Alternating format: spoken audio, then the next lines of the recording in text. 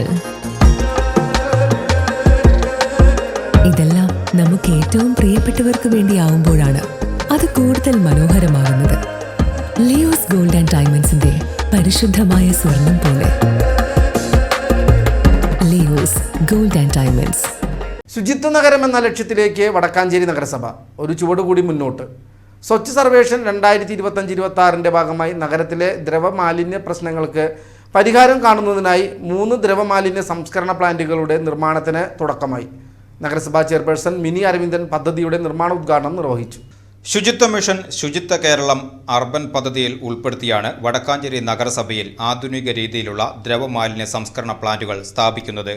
ആദ്യഘട്ടത്തിൽ Ottupara bus stand, Vadakkanchery നഗരസഭാ office, Thalappilly taluk office എന്നിവിടങ്ങളിലാണ് ഈ പ്ലാന്റുകൾ ഉയരുക.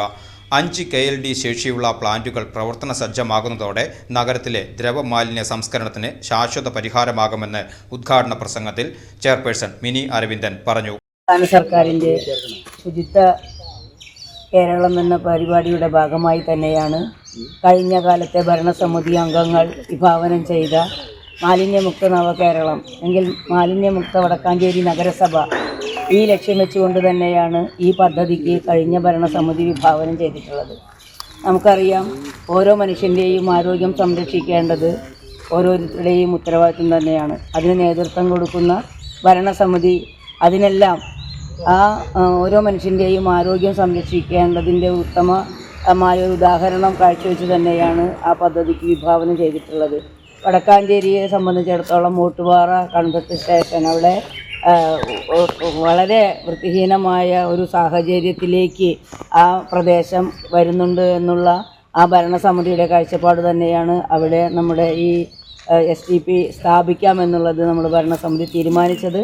തീർച്ചയായും അത്തരം പദ്ധതികൾക്കെല്ലാം തന്നെ വടക്കാഞ്ചേരി നഗരസഭയുടെ എല്ലാ മേൽനോട്ടവും ഉണ്ടാകുമെന്ന് മാത്രം പറഞ്ഞുകൊണ്ട് നഗരസഭാ വൈസ് ചെയർമാൻ PN സുരേന്ദ്രൻ അധ്യക്ഷനായ ചടങ്ങിൽ സ്ഥിരം സമിതി അധ്യക്ഷരായ സ്വപ്ന ശശി, ഷീല മോഹൻ, ധന്യ നിതിൻ എന്നിവർ സംസാരിച്ചു. വിവിധ ഡിവിഷനിലെ കൗൺസിലർമാർ, നഗരസഭാ സെക്രട്ടറി, ആരോഗ്യ എഞ്ചിനീയറിംഗ് വിഭാഗം ജീവനക്കാർ, നിർമ്മാണ ഏജൻസിയായ HECS പ്രതിനിധികൾ തുടങ്ങിയവർ പങ്കെടുത്തു. നഗരസഭയുടെ ശുചിത്വ പദവി ഉയർത്തുന്നതിൽ ഈ പ്ലാന്റുകൾ നിർണായക പങ്കുവഹിക്കും.